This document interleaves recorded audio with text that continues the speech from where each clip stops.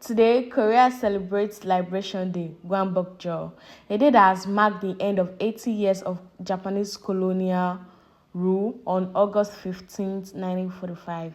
Gwangbokjeol means the restoration of light, and that name says everything. It is about a nation reclaiming its freedom, its voice, and its pride. When I think about what that freedom means, I think of how Korean culture has bloomed since then, in language, in art, in music, technology, and yes, in food.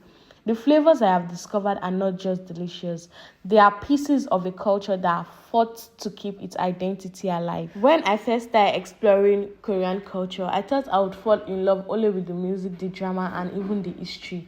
But I didn't expect the food to steal my heart. Somewhere between my first bite of chapje and my first sip of strawberry milk, I realized that food is how I connect to Korea most deeply. My journey began with cup noodles. Cheese ramen was my getaway. Creamy, salty, warm. It felt like comfort in a cup. And jajangmyeon ramen, that sweet and savory black bean sauce, was unlike anything I had tasted before. It felt like discovering a new side of myself. But my experience didn't stop at ramen. The first time I tried chapje, those glass noodles stir-fried with vegetable, soy sauce, and sesame oil, it was like eating a celebration, light yet full of flavor. Korean fried chicken showed me that crunch and flavor can live together in perfect harmony. Bulgogi, sweet, savory grilled beef, felt like a luxury I could taste. And the rolled omelette, fluffy and slightly sweet, reminded me that even simple dishes can carry care and tradition. What I've learned is that Korean food isn't just about taste, it is about feeling. Every dish has a personality, a history, and a way of bringing people together. Food is how families bond, how friends connect, how celebrations come alive.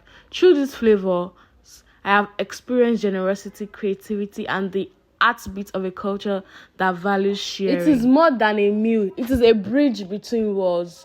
And every bite is an invitation to understand and appreciate a culture I have come to deeply love. So here is the flavors, the stories, and the connection they have given me. My Korean journey might be far from over, but as long as there's food on the table, I am exactly where I need to be. Today, as Korea celebrates Liberation Day, I realized something. This isn't just about food. Liberation Day is about reclaiming identity after years of hardship. It is about pride, resilience, and keeping tradition alive.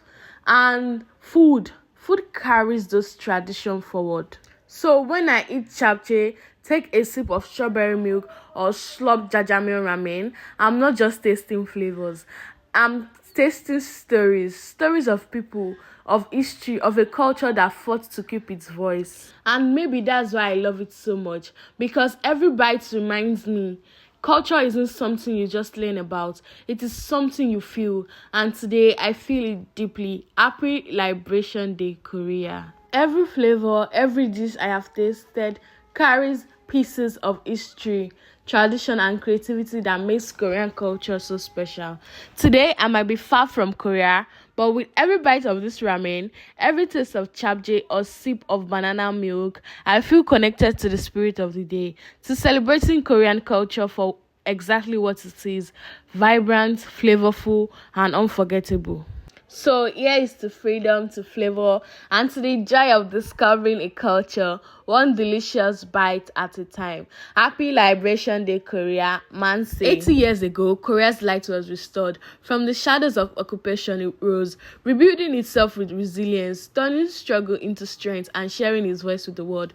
Today, that light reaches far beyond its borders, in music, in innovation, in stories, and yes, in the flavor that finds their way to my table. Every bite I take is a taste of that journey. Every flavor is proof that Korea's spirit is unbreakable. Indeed, man say, live long Korea.